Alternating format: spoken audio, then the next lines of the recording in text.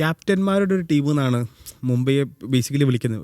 ഒരു ഹർദിക് പാണ്ഡ്യയാണ് ആ ടീമിനെ നയിക്കുന്നതെങ്കിലും നമുക്ക് രോഹിത് ശർമ്മ അവിടെ ഉണ്ട്, മിച്ചൽ സാന്റ്നർ അവിടെ ഉണ്ട്, സൂര്യകുമാർ യാദവ് അവിടെ ഉണ്ട്. അങ്ങനെ ഒരുപാട് ഒരു ക്യാപ്റ്റന്മാരുള്ളൊരു ടീമാണ്. കഴിഞ്ഞ വർഷം നമ്മൾ കണ്ടതാണ്. തുടക്കത്തിൽ കാര്യമായ ഇമ്പാക്റ്റ് ഇല്ലാക്കാതെ തോറ്റ് CSKക്കും ഒപ്പം മുംബൈയും ഏറ്റവും അടിയിൽ ഫിനിഷ് ചെയ്യുന്നൊരു സീസൺ കാണുമെന്ന് തോന്നിച്ചെങ്കിലും പിന്നീട് ഒരു കുതിപ്പായിരുന്നു. ഒരു മിഡിൽ സീസണിലൊക്കെ നന്നായി കളിച്ച് തുടർച്ചയായ വിന്നോടുകൂടി പ്ലേ ഓഫിലേക്ക് എത്തുന്നൊരു മുംബൈയെ കണ്ടു. ഈ വർഷം മുംബൈ കാര്യമായി മിനി ലേലത്തിൽ ഒന്നും ചെയ്തിട്ടില്ല. അവരാകെ നടത്തിയ ഒരു പ്രധാനപ്പെട്ട ഡീലെന്ന് പറയാൻ പറ്റുന്നത് ക്വിൻ്റൺ ഡീകോക്കിനെ കൊണ്ടുവരുന്നു എന്നുള്ളത്. അതും മുംബൈ ആദ്യം കാൽക്കുലേറ്റ് ചെയ്തൊരു ഡീലായിരുന്നു. അവർക്ക് വേണമെന്ന് ആവശ്യപ്പെട്ട് ലിസ്റ്റിലേക്ക് ആഡ് ചെയ്ത് കൊണ്ടുവരുന്നത്. അപ്പോൾ ഈ ഒരു മുംബൈ ടീം കഴിഞ്ഞ വർഷത്തെ അതേ സ്ക്വാഡ് പ്ലസ് ഒരു ക്വിൻ്റൺ ഡീകോക്ക് എന്നുള്ളൊരു ടീം സ്ട്രോങ് ആണോ? സ്ട്രോങ് ആണെന്ന് ചോദിച്ചാൽ എൻ്റെ അഭിപ്രായത്തിൽ ഈ IPL ഏറ്റവും സ്ട്രോങ് ടീം മുംബൈ തന്നെയാണ്. മുംബൈ അതെല്ലാവർക്കും എല്ലാ സീസണുകളും അങ്ങനെ തന്നെയാണ്. മുംബൈയാണ് ഏറ്റവും സ്ട്രോങ് ടീം. അത് മറ്റു ടീമുകൾ അംഗീകരിച്ചാലും ഇല്ലെങ്കിലും ലൈനപ്പ് നോക്കുമ്പോൾ മുംബൈ ആണ് സ്ട്രോങ് ടീം. പക്ഷേ അവർ എന്നിട്ട് എന്താണ് പോയ സീസണിൽ മോശം ചോദിക്കുമ്പോൾ അവരുടെ പ്ലേയേഴ്സ് പിന്നെ എന്താ പറയുക വിചാരിച്ച രീതിയിൽ ഫോമിലല്ല എന്നുള്ളതാണ് പ്രധാനപ്പെട്ട കാരണം. പിന്നെ ക്യാപ്റ്റൻസിയെക്കുറിച്ചും പലർക്കും പല അഭിപ്രായങ്ങളുണ്ട്. ഹാർദിക് പാണ്ഡ്യ ഇത്രയും നല്ല സ്കോഡ് കിട്ടിയിട്ട് ചെയ്യുന്നില്ല എന്നുള്ളത് കണ്ട്. പക്ഷേ സ്കോഡ് നമ്മൾ നോക്കുമ്പോൾ ഈ ഒരു ഇന്ത്യ T20 വേൾഡ് കപ്പ് ചാമ്പ്യന്മാരാണ്. ക്യാപ്റ്റൻ സൂര്യകുമാർ യാദവ്, ടോപ്പ് ഓർഡറിലുള്ള ഒരാളാണ് തിലക് വർമ്മ, ഏറ്റവും കീ ബോളറായിട്ടുള്ള ജസ്പ്രീത് ബുംറ, ഏറ്റവും യൂട്ടിലിറ്റി പ്ലെയർ ആയിട്ടുള്ള ഹാർദിക് പാണ്ഡ്യ. ഇവരാരും എന്താ പറയുക ഒരു ഇന്ത്യൻ ടീമിൽ എങ്ങനെ വന്നാലും ഷുവർ പ്ലേയേഴ്സാണ്. ഇനി അതല്ലാത്ത ആളുകൾ ആരാണ്? ഒന്ന് രോഹിത് ശർമ്മയാണ്. രോഹിത് ശർമ്മ ലെജൻഡാണ്, IPL ലെജൻഡായിട്ടുള്ള ഒരാളാണ്. പിന്നീട് ക്വിൻ്റൺ ഡീകോക്കാണ്. ക്വിൻ്റൺ ഡീകോക്കും IPL വളരെ എക്സ്പീരിയൻസ് ഉള്ള ആളാണ്. പല ബ്രാഞ്ച് ഡൽഹിക്ക് വേണ്ടി കളിച്ചിട്ടുണ്ട്, മുംബൈയിൽ ഒരുപാട് കാലത്തുണ്ടായിരുന്നു. ഡൽഹിക്ക് വേണ്ടി സെഞ്ചുറിയൊക്കെ അടിച്ചിട്ടുള്ള പ്ലെയറാണ്. സൗത്ത് ആഫ്രിക്കയുടെ ഒരു വേൾഡ് ഫസ്റ്റ് 11 ഉണ്ടാകുന്ന ആളാണ്. മിച്ചൽ സാന്റ്നർ ന്യൂസിലാൻഡിൻ്റെ ക്യാപ്റ്റനാണ്. അങ്ങനെ ഓരോ സ്പോട്ട് നോക്കിക്കഴിഞ്ഞാൽ മുംബൈയാണ് ഏറ്റവും സ്ട്രോങ് ടീം. അപ്പോൾ മുംബൈക്ക് എനിക്ക് തോന്നുന്നത് ഹാർദിക് പാണ്ഡ്യക്ക് തോന്നുന്നത് ഒരു പക്ഷേ ഈ സീസൺ ആയിരിക്കും അദ്ദേഹത്തിൻ്റെ ക്യാപ്റ്റൻസിയിലുള്ള ലാസ്റ്റ് അവസരം എന്നാണ് എനിക്ക് തോന്നുന്നത്. കാരണം മുംബൈ പോലുള്ളൊരു ടീമിന് ഇനിയും അധികകാലം ഇങ്ങനെ തുടരാൻ പറ്റില്ല. ഹാർദിക് പാണ്ഡ്യ ആദ്യ ക്യാപ്റ്റനായി വന്ന ആദ്യ സീസൺ നമുക്കറിയാം ഭയങ്കര പരിഹാസങ്ങളും കൂവലുകളൊക്കെ നമ്മൾ കണ്ടു. പക്ഷേ പോയ സീസണിൽ അത് പാണ്ഡ്യ മറികടന്നു. ആദ്യത്തെ ഈ ഏറ്റവും ലോയിൽ കിടക്കുമ്പോൾ പലരും ഭയങ്കര വിമർശനമായിരുന്നു. പക്ഷേ പിന്നീട് എനിക്ക് ഓർമ്മയുണ്ട് ഡൽഹിയുമായുള്ള മത്സരത്തിൽ മുംബൈ ഭയങ്കര കംബാക്ക് നടത്തി. പിന്നീട് നമ്മൾ കാണുന്നത് കണ്ടിന്യൂസ് ആയിട്ട് മത്സരങ്ങൾ വിജയിച്ച് പിന്നീട് ക്വാളിഫയറിലാണ് പഞ്ചാബാണ് മുംബൈയെ ഇതാക്കുന്നത്. എല്ലാവർക്കും പ്ലേ ഓഫിൽ കയറിയപ്പോൾ മുംബൈ കപ്പ് തന്നെ അടിച്ചേക്കുന്നുള്ളൊരു തോന്നലൊക്കെ ഉണ്ടായിരുന്നു ആ റീസെൻ്റ് ഫോം വെച്ചിട്ട്. പിന്നെ മുംബൈയുടെ ഏറ്റവും വലിയ പ്രത്യേകത എന്ന് പറയുന്നത് അത് ജസ്പ്രീത് ബുംറയുടെ ടീമാണെന്നുള്ളതാണ്. കാരണം ഏത് പിച്ചും ഏത് എതിരാളിയാണെങ്കിലും ഒരു മിനിമം കൺസിസ്റ്റൻ്റാണ്. ഇപ്പോൾ ജസ്പ്രീത് ബുംറ ഫോമിലല്ലെങ്കിൽ പോലും മറ്റ് ബോളർമാരേക്കാൾ ഉയരത്തിലായിരിക്കും അദ്ദേഹത്തിൻ്റെ പെർഫോമൻസ് എന്നുള്ളതാണ്. അപ്പോൾ മുംബൈയുടെ ലൈനപ്പ് നോക്കുമ്പോൾ ഒരറ്റത്ത് രോഹിത് ശർമ്മ തന്നെ. രോഹിത് ശർമ്മയുടെ IPL ഫ്യൂച്ചർ ഈ പറഞ്ഞ പോലെ പലരും ഇങ്ങനെ പല കേന്ദ്രങ്ങളിലൊന്നും ലാസ്റ്റ് എന്നൊക്കെ പറയുന്നുണ്ട്, നമുക്കറിയില്ല. പക്ഷേ രോഹിത് ശർമ്മ ഫോമിലല്ലെങ്കിൽ ഒരു പക്ഷേ അങ്ങനത്തെ ടോക്കുകൾ ഇങ്ങനെ കൂടുതൽ ഉയർന്നു വരാൻ സാധ്യതയുണ്ട്. പോയ സീസൺ പോലും അങ്ങനെ കേട്ടതാണ്. പക്ഷേ രോഹിത് ശർമ്മ ഇന്ത്യൻ ടീമിൽ ഭയങ്കര കംബാക്കൊക്കെ നടത്തിയിരിക്കണം. അപ്പോൾ രോഹിത് ശർമ്മക്കും വലിയ നിർണായകമായിട്ടുള്ളൊരു സീസണാണ്. കൂടെ ക്വിൻ്റൺ ഡീകോക്ക് തന്നെ ആയിരിക്കും ഫസ്റ്റ് ഓപ്ഷൻ. ക്വിൻ്റൺ ഡീകോക്ക് പറഞ്ഞ പോലെ ഇടക്കാലത്ത് ഭയങ്കര ഫോമിലായിരുന്നു. അപ്പോൾ 1 കോടിക്ക് ക്വിൻ്റൺ ഡീകോക്കിനെ മുംബൈ വാങ്ങിയത് മികച്ച ഡീലായിരുന്നു പറഞ്ഞത്. പക്ഷേ പിന്നീട് T20 ലോകപ്പിൽ അദ്ദേഹം വിചാരിച്ച ഇതിലേക്ക് ഫോം ആയില്ല. പക്ഷേ ക്വിൻ്റൺ ഡീകോക്ക് ഫോമിലല്ലെങ്കിലും നോ പ്രോബ്ലം. റിയാൻ റിക്കൽട്ടൺ ഉണ്ട്. റിക്കൽട്ടൺ പോയ സീസണിൽ ഉണ്ടായ ആളാണ്, സൗത്ത് ആഫ്രിക്കക്കാരനാണ്, വിക്കറ്റ് കീപ്പറാണ്, ഇടങ്കൈനാണ്, ഓപ്പണറാണ്. ഈ ക്വിൻ്റൺ ഡീകോക്കിനുള്ള എല്ലാ ക്വാളിറ്റീസും മാത്രമേ മാറുന്നുള്ളൂ. അതെ. പിന്നീട് 3-ാം നമ്പറിൽ സൂര്യകുമാർ, തിലക് വർമ്മയുണ്ട്, സൂര്യകുമാർ യാദവ് ഉണ്ട്. നീണ്ട നിര തന്നെയുണ്ട്. ഇവരാരും നമ്മൾ കൂടുതൽ പറയേണ്ട ആവശ്യമില്ല, കാരണം എല്ലാവർക്കും അറിയുന്ന ആളുകൾ തന്നെയാണ്. പിന്നീട് നമന്തിറാണ് ഈ ഒരു ഹൈ ലൈനപ്പിനിടയിലുള്ളൊരു എന്താ പറയുക ഒരു ഡൊമസ്റ്റിക് ചെറിയ പേരെന്ന് പറയാൻ പറ്റും. നമന്തിർ പോലും നമുക്കറിയാം ഭയങ്കര പൊട്ടൻഷ്യൽ ആളാണ്, മത്സരം ഫിനിഷൊക്കെ ചെയ്യാനുള്ളതാണ്. പിന്നീട് ഹാർദിക് പാണ്ഡ്യ ഉണ്ട്. അല്ല, നമുക്കുള്ളൊരു കൺഫ്യൂഷൻ എന്ന് പറയുന്നത് ഈ ഒരു കീറൻ പൊള്ളാഡ് എന്ന് പറയുന്ന ഒരാളായിരുന്നു മുംബൈയുടെ ഒരുപാട് കാലം മുംബൈയെ കൊണ്ടു നടന്നൊരു മനുഷ്യനായിരുന്നു. ബാറ്റിംഗ് ചെയ്യും, ബോളിംഗ് ചെയ്യും, ഫീൽഡിങ് ചെയ്യും. കാരണം പല മത്സരങ്ങളും ഒറ്റയ്ക്ക് മുംബൈയെ എടുത്തിരുത്തിയിരുന്നൊരു ആളായിരുന്നു കീറൻ പൊള്ളാഡ്. പക്ഷേ ആ കീറൻ പൊള്ളാഡിന് പകരം ഒരാൾ കിട്ടിയിട്ടില്ല എന്നുള്ളതാണ് മുംബൈയുടെ ഏറ്റവും വലിയ പ്രതിസന്ധി. അപ്പോൾ അതിന് പലരും വന്നു. ഇപ്പോൾ ടിം ഡേവിഡൊക്കെ അങ്ങനെയായിരുന്നു കണ്ടിരുന്നത്. അപ്പോൾ ആ റോൾ ആര് ചെയ്യുന്നുള്ള വലിയൊരു ചോദ്യമുണ്ട്. പാണ്ഡ്യ ഓഫ് കോഴ്സ് മികച്ച ഫിനിഷറാണ്. പക്ഷേ പാണ്ഡ്യക്കൊന്നും കീറൻ പൊള്ളാഡിനെ പോലെ ഒരു ലോങ് ഇങ്ങനെ മത്സരം കൊണ്ടുപോകാനൊന്നും ഇതുവരേക്കും പറ്റിയിട്ടില്ല. അദ്ദേഹം കമ്മി ഇന്നിങ്സുകൾ കളിച്ചിട്ടുണ്ട്, തീരെ ഇല്ല എന്നല്ല, ഹാർദിക് പാണ്ഡ്യ തകർത്തടിച്ച. അതെ, കിരൺ പൊള്ളാഡിൻ്റെ ഒരു ശൂന്യത അവിടെ തന്നെയുണ്ട്. അതിൽ പിന്നെ വിൽജാക്സ് ഉണ്ട്. വിൽജാക്സിൻ്റെ സ്പോട്ട് എങ്ങനെയാണ് നമ്മൾ കണ്ടറിയണം, ഏത് പൊസിഷനിലായിരിക്കും പരിഗണിക്കുന്നത്. പക്ഷേ വിൽജാക്സ് പറഞ്ഞ പോലെ തകർപ്പൻ ഫോമിലാണ്, ബോൾ കൊണ്ടവൻ ഭയങ്കര ഫോമിലാണ്, ബാറ്റിങ്ങിനും. ഈ വിൽജാക്സിന് വേണമെങ്കിൽ ടോപ്പ് ഓർഡറിലും ഇറക്കാൻ പറ്റുന്ന ഒരു എന്താ പറയുക ബാറ്ററാണ്. ഇപ്പോൾ RCBയിൽ വിൽജാക്സ് ഉണ്ടായ സമയത്ത് കുറച്ച് മത്സരങ്ങളെ ഇറങ്ങിയിട്ടുള്ളൂ. പക്ഷേ കിട്ടിയൊരു മത്സരത്തിൽ സെഞ്ചുറിയൊക്കെ അടിച്ചിരുന്നു. അപ്പോൾ പിന്നെ 100-ലൊക്കെ മികച്ച രീതിയിൽ കളിക്കുന്ന ആളാണ് വിൽ ജാക്സൺ. T20 വേൾഡ് കപ്പിൽ 3-4 മാച്ച് അവാർഡൊക്കെ വാങ്ങി ഇംഗ്ലണ്ട് ഫിനിഷർ റോളാണ്. പക്ഷേ ചില ഫ്രാഞ്ചൈസി ക്രിക്കറ്റിൽ ഓപ്പണിംഗ് ഇറങ്ങും. ഇപ്പോൾ RCBയിൽ കോഹ്ലി കപ്പ് ഓപ്പണിംഗ് ആയിരുന്നു, ഒരു സെഞ്ചുറി അടിച്ച കളി എനിക്ക് ഓർമ്മയുണ്ട്.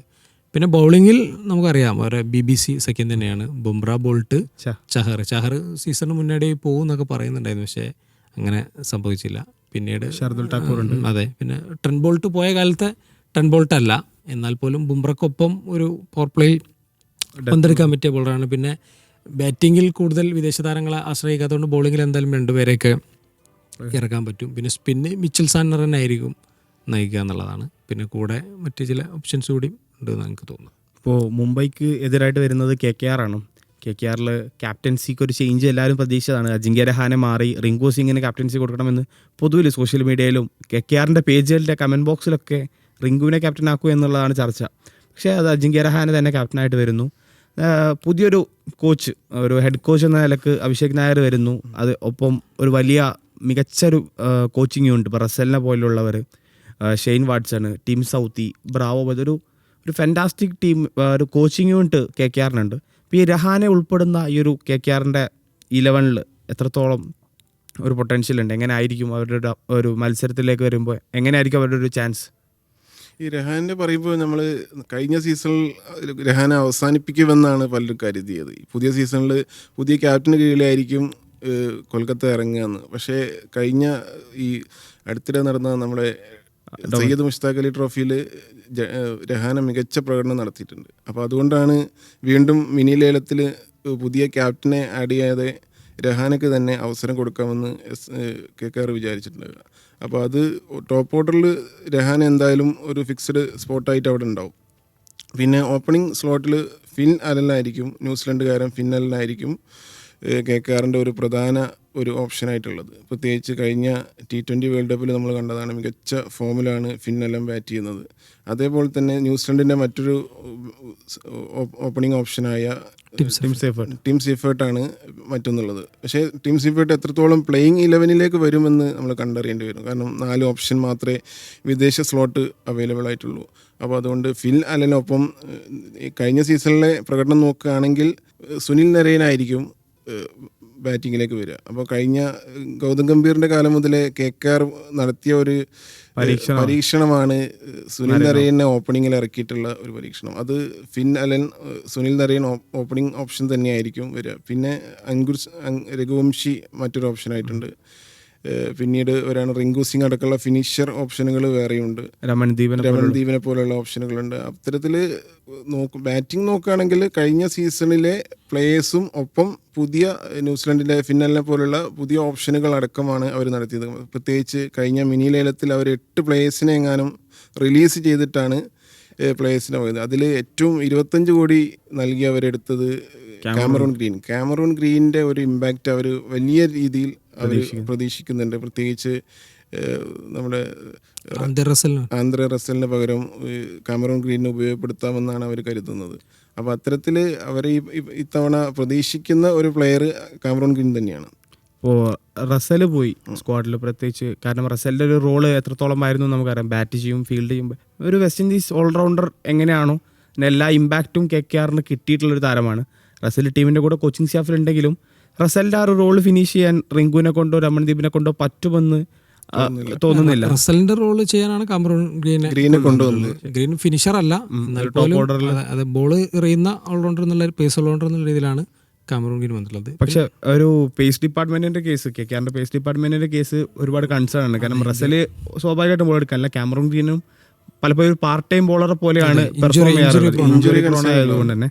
പിന്നുള്ളത് അവരുടെ ഒരു പ്രതീക്ഷ ഉണ്ടായിരുന്നത് മുസ്തഫിസുർ റഹ്മാനെ സ്ക്വാഡിലേക്ക് എടുക്കുമ്പം ഒരു ഓപ്പണിങ്ങിലായാലും ഡെത്തിലായാലും ഒരുപോലെ ഇമ്പാക്റ്റ് ഉണ്ടാക്കാൻ പറ്റുമെന്നായിരുന്നു. മുസ്തഫിസുർ പോവേണ്ടി വന്നു. പകരം ബ്ലെസ്സിങ് മുസ്റബാനിയെ കിട്ടി. മുസ്റബാനി നമുക്കറിയാം T20 വേൾഡ് കപ്പിൽ നന്നായി പെർഫോം ചെയ്ത ഒരാളാണ്. പിന്നെ ഹർഷിത് റാണെ ആയിരുന്നു ഉണ്ടായിരുന്നത്. ഹർഷിത് റാണയെ നമുക്കറിയാം KKRൽ എത്രത്തോളം ഇമ്പാക്റ്റ് ഉള്ള താരമാണ്. പക്ഷേ ഈ 2 താരങ്ങളും ഇപ്പോൾ ഹർഷിത് റാണക്ക് പകരം എന്ത് ചെയ്യേണ്ടി വന്നു, നവദീപ് സൈനിയെ ടീമിലേക്ക് എടുക്കേണ്ടി വന്നു. ഈ ഒരു സ്ക്വാഡിൽ ഇപ്പോൾ ഉള്ള പേസർമാർ എന്ന് പറഞ്ഞാൽ വൈഭവ് അറോറ, മുസറബാനി, അതേപോലെ നവദീപ് സൈനി, കാർത്തിക് ത്യാഗി, ഈ താരങ്ങളിലൊക്കെയും നമ്മൾ കണ്ടിട്ടുള്ളത് ബേസിക്കലി പവർ പ്ലേയിൽ നന്നായി എറിയുന്ന, ഓപ്പണിംഗ് ന്യൂ ബോളിൽ നന്നായി ചെയ്യുന്നവരാണ്. പക്ഷേ ഡെത്ത് ഓവറുകളിൽ കാര്യമായ ഇമ്പാക്റ്റ് ഉണ്ടാക്കാൻ ഈ താരങ്ങളുടെ കഴിഞ്ഞ IPL പെർഫോമൻസ് നമ്മൾ എടുത്തു നോക്കുമ്പോൾ കാണാനാവുന്നില്ല. അപ്പോൾ എന്തായിരിക്കും ശരിക്കും KKRന് ആ ഒരു ഡെത്തിൽ സാധ്യതകൾ? അതൊരു വലിയ പ്രശ്നം തന്നെയാണ്. ഈ മുസറബാനി ഓഫ് കോഴ്സ് ഡെത്ത് എറിയേണ്ടതാണ്, പക്ഷേ വലിയൊരു കൺസിസ്റ്റൻസിൽ പോകാം. പക്ഷേ മുസറബാനി പ്രശ്നം എന്ന് പറയുന്നത് അദ്ദേഹം വലിയ വേദികളിൽ അത്ര പെർഫോം ചെയ്ത് പരിചയമില്ല. ഇപ്പോൾ IPL അദ്ദേഹം RCBയിലൊക്കെ ഉണ്ടായിരുന്നെങ്കിലും അത്ര അവസരം കിട്ടിയില്ല. അപ്പോൾ IPLൻ്റെ ഒരു പ്രഷറിലൊക്കെ അദ്ദേഹം എത്രത്തോളം തിളങ്ങുന്ന കണ്ടറിയണം. അതിൽ നമ്മൾ വിട്ടുപോയൊരു കാര്യം, കൊൽക്കത്ത സ്പിൻ ഡിപ്പാർട്ട്മെൻറ്റ് ഭയങ്കര സ്ട്രോങ് ആണ്. വരുൺ ചക്രവർത്തി പ്ലസ് സുനിൽ നരൈൻ എന്ന് പറയുന്നത് ടൂർണമെൻറ്റിൽ വൺ ഓഫ് ദ ബെസ്റ്റ് തന്നെയാണ്. സുനിൽ നരൈൻ സ്റ്റിൽ കൺസിസ്റ്റൻ്റായി എറിയുന്ന ആളാണ്. പവർ പ്ലേയിൽ വേണമെങ്കിൽ എറിയാം, ഡെത്തിലും സ്പിന്നിൽ എറിയാൻ പറ്റുന്ന ആൾ തന്നെയാണ് സുനിൽ നരൈൻ എന്ന് പറയുന്നത്. പിന്നെ അദ്ദേഹം അങ്ങനെ തന്നെ. വരുൺ ചക്രവർത്തി അങ്ങനെയാണ്, വിക്കറ്റ് ടേക്കറാണ്.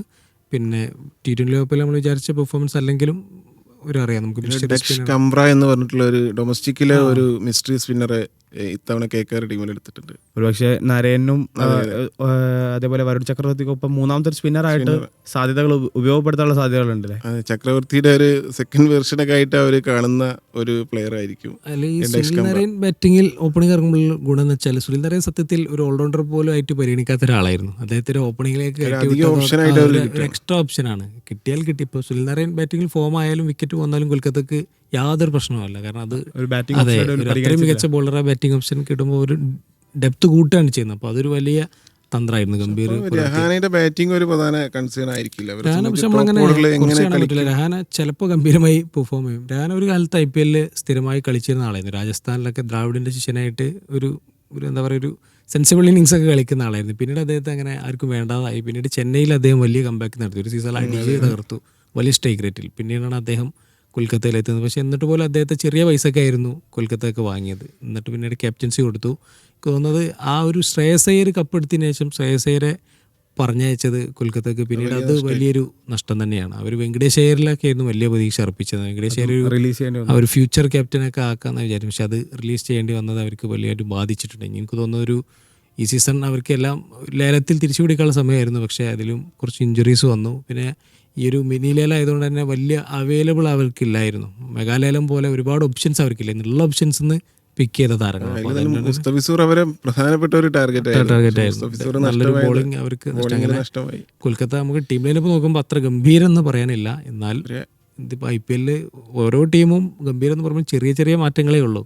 ഇപ്പോൾ സ്പിന്ന് സ്ട്രോങ് ആണ്, അതേസമയം പേസ് വീക്കാണ്. അങ്ങനെ ഓരോ ചെറിയ പോയിന്റുകളിലാണ് ഈ മാറ്റം. IPLൻ്റെ ഒരു ബ്യൂട്ടിഫുൾ അതാണ്. എല്ലാ സീസണുകളും 1-2 ടീം 10 ടീമിൽ ഒരു 2 ടീം മാത്രമേ ഒരു കംപ്ലീറ്റ് ആയിട്ട് ഔട്ടായിപ്പോളൂ. മറ്റ് 8 ടീമുകളും അവസാനം വരെ പ്ലേ ഓഫിന് പോരാടുന്ന സ്ഥിതിയുണ്ട്. അപ്പോൾ അതാണ് IPLൻ്റെ ഒരു ബ്യൂട്ടി എന്ന് പറയുന്നത്.